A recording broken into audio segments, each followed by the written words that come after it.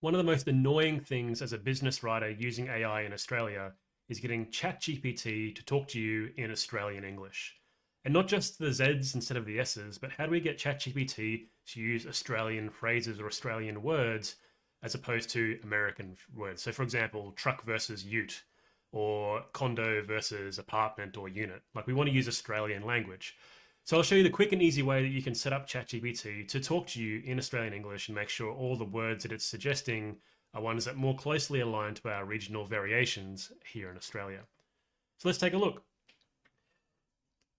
So just here in ChatGPT, and what I'm going to do is add something called a custom instruction.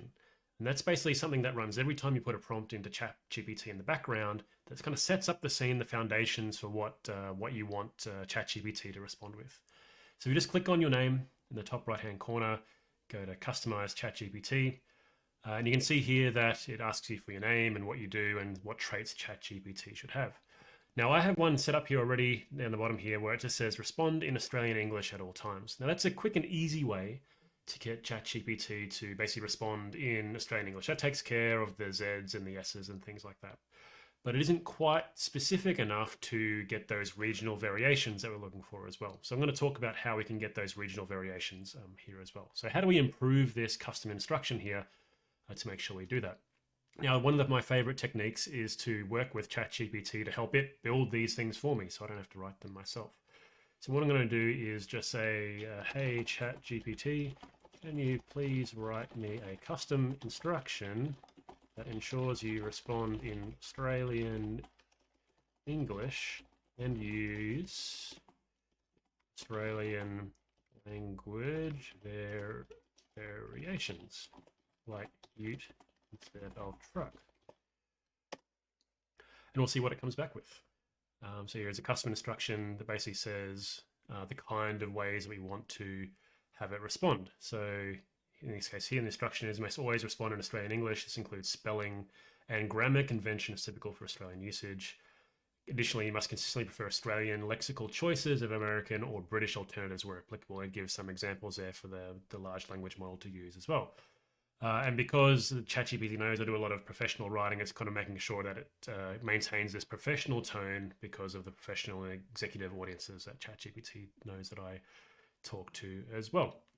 Even down to prioritizing Australian references where relevant, footy, the bush, Maccas, that kind of thing. I'm pretty happy with that custom instruction. So what I'm going to do is copy and paste that here. Copy that. I'm going to go back to customizing my GPT. I'm going to add it to this what traits should ChatGPT have bit, and then hit save.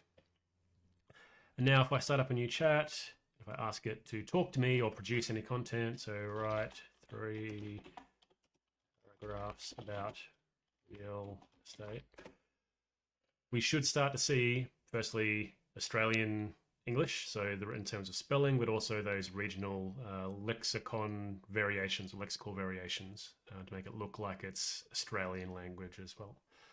And you can see here it's using examples like cities in Australia,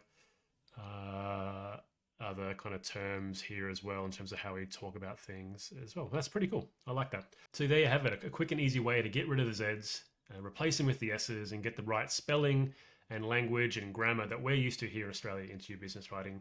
And you just have to do that prompting process once, and it'll apply to every new chat that you create in ChatGPT. If you're interested in more tips like this, make sure you subscribe to the channel. If you got value out of this, make sure you mention it in the comments below, share it with as many people as you like, and I'll see you next time. Cheers. Bye.